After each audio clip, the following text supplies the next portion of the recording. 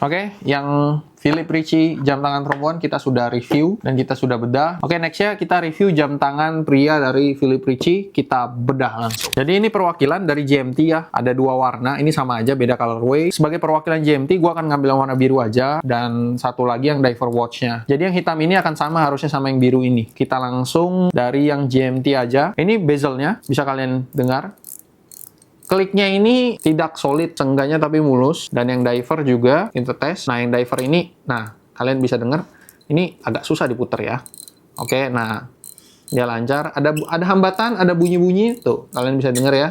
Ini biasanya karena yang assembly atau yang menyatukan, dia gapnya atau springnya mungkin agak lari. Tapi yang harus di-appreciate adalah, kalian lihat di sini kan kayak, bezelnya kayak ada goresan-goresan. Enggak, ini bukan goresan. Di bezelnya ini tuh, kalian lihat ya, seperti goresan tapi bukan. Ini ada plastik pelindungnya. Jadi pas kalian buka, dia mengkilap. Ini sangat gue appreciate. Bezelnya ini materialnya pastinya aluminium. Itu, jadi pada saat dibuka, ini dia aman karena ada plastik ini. Jadi sekali lagi, material bezel aluminium itu sekalinya tergores, dia tidak akan bisa kembali lagi seperti baru. Apalagi yang seramik juga. Tapi seramik setahu gua masih ada beberapa orang yang bisa poliseramik. Walaupun sangat jarang populasinya di Indonesia. Nah, ini nih. Dialnya tuh ada JPN lagi. Kemungkinan besar movementnya Jepang. Karena udah dari tadi tuh tulisan JPN-nya banyak banget. Kartunya pun ke Jepang-Jepangan juga dari tadi kan. Jadi hopefully mesinnya pakai Jepang ya. Oke, untuk rantai jam tangan yang pria ini feel-nya lebih solid daripada yang wanita pastinya. Karena price range-nya juga beda harganya. Oke, dia pakai sistem friction joint. Jadi di pin ini dia tidak pakai baut. Di sini dia pakainya friction pin. Jadi pin ini sistem digetok. Jadi digetok dia keluar, di ujungnya sini dia lebih besar. Jadi pada saat masuk di sini dia nyangkut, tidak akan gampang keluar. Ada yang pakai sistem screw didorong pelan-pelan, tapi itu lebih rentan sama goresan nanti ke rantainya. Paling aman dipukul memang. Crown-nya ini juga konfigurasinya agak lucu ya. Kalian lihat dari samping nih, kelihatan nggak? Crown-nya kan agak di bawah, sedangkan crown guard-nya kita bilangnya ini tuh dia di samping agak tinggi. Jadi crown-nya tuh harusnya kan lebih naik lagi gitu. Cuman ya again budget, kita nggak bisa komplain banyak, tapi seenggaknya dia udah kasih crown guard, which mean ini bagus gitu menahan agar si crownnya nggak patah pada saat kesenggol atau kita kegetok something yang keras, itu dia nggak patah.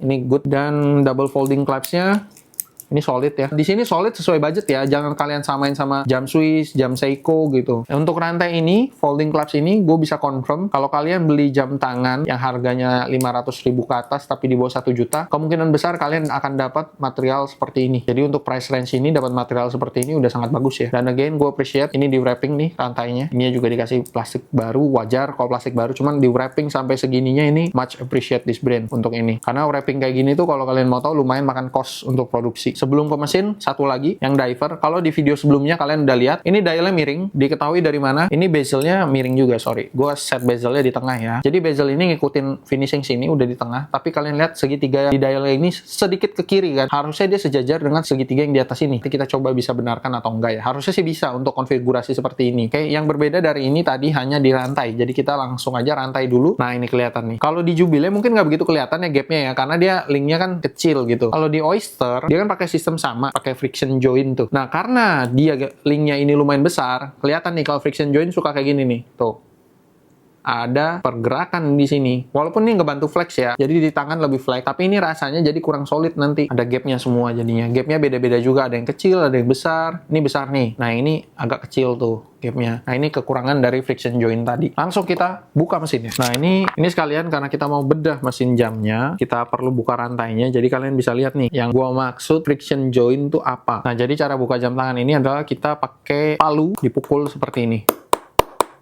Nah, dia akan lepas. Nah, ketika dia udah lepas seperti ini, nah ini pinnya yang menahan si rantai. Nih kalian bisa lihat, bagian kepalanya kan lebih besar tuh di sini kan, sedangkan bagian bawahnya lebih kecil. Jadi yang menahan itu si bagian yang lebih besar ini. Kita langsung aja kita coba cek dia pakai mesin apa nih. Hopefully Jepang ya. Ini dia ada tulisan di sini. JPN sama tadi, Japan Timeless Elegance, Philips Ricci. Japan Movement dia tulis, water resistant 5 bar. Nah, ini dia tulis 5 bar nih.